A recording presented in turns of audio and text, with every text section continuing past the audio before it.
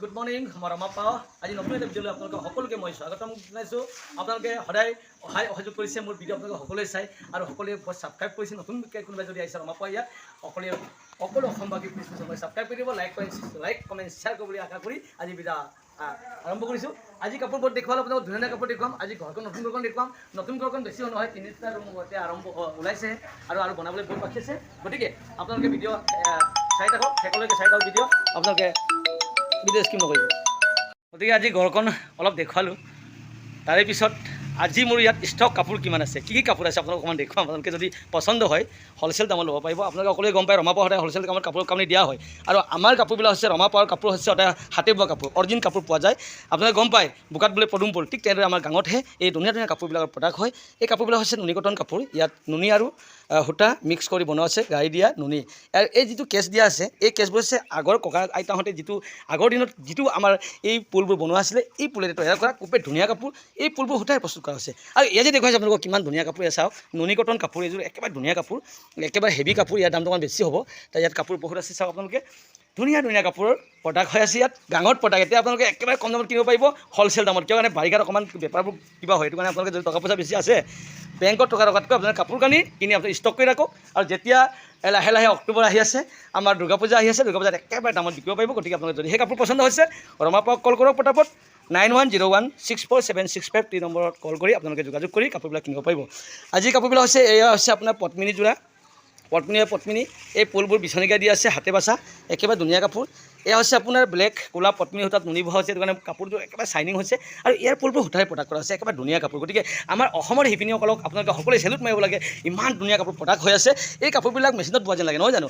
আপোনালোকে চাওক কিমান ধুনীয়া, ৱাও কি ধুনীয়া কাপোৰ প্ৰডাক্ট হৈছে। গতিকে আপোনালোকে সকলোৱে চিন্তা কৰে যে আমাৰ সমাজখন, আমাৰ অসমখন কোন দিশে গৈ আছে। চাওক আপোনালোকে কিমান ধুনীয়াকৈ প্ৰডাক্ট কৰা হৈছে। এতিয়া চাওক এই কাপোৰবিলাক বেছিভাগ ক'ত প্ৰডাক্ট হয়, আমাৰ জোনাই, মাজুলী, ঢকুৱাখানা, ধেমাজি জিলা এইবিলাকতে এই কাপোৰবিলাকৰ প্ৰডাক্ট বেছি হয়। আৰু আমাৰ অসমৰ বোৱনীসকলৰ শিপিনীসকলৰ কাপোৰবিলাক আটাইতকৈ ধুনীয়া কাপোৰ প্ৰডাক্ট হয়।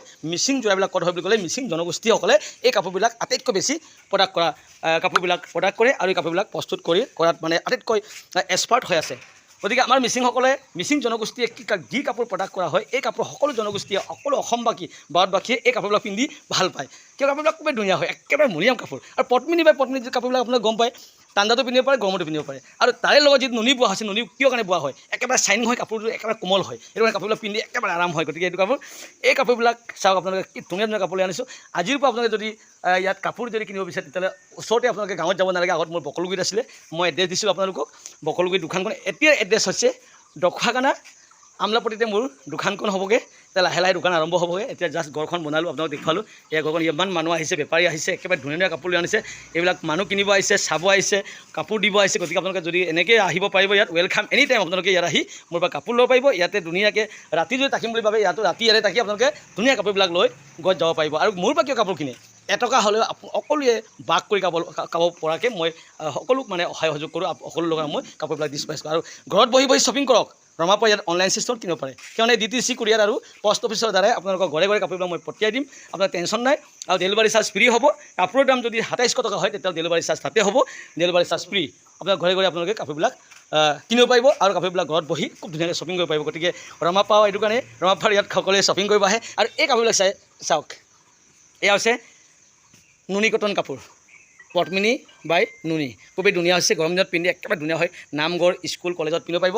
আৰু এইবোৰ কি বুলি ক'লে চাদৰ, ছিংগুল চাদৰ। চাদৰৰ কাৰণে ফোন কৰিছিলে, এয়া হৈছে কেছ বাছা ছিংগুল চাদৰ। গতিকে ধুনীয়া কাপোৰ কিনিব পাৰিব। গতিকে আপোনালোকে যদি কাপোৰ কিনিব বিচাৰে এতিয়াৰ পৰা দূৰত যাব নালাগে, ওচৰতে ঢকুৱাখানাতে মোৰ এতিয়া ওচৰতে হেণ্ডলুম অফিচখন লাগি আছে। আৰু এগ্ৰিকালচাৰ অফিচৰ অপজিটত মোৰ ঘৰখন আমলাপট্টি, আৰু কলেজত জেনেৰেল কলেজৰ ওচৰতে ব্লকতে মোৰ ঘৰখন। এতিয়া আজিৰ পৰা দোকান আৰম্ভ কৰিছোঁ।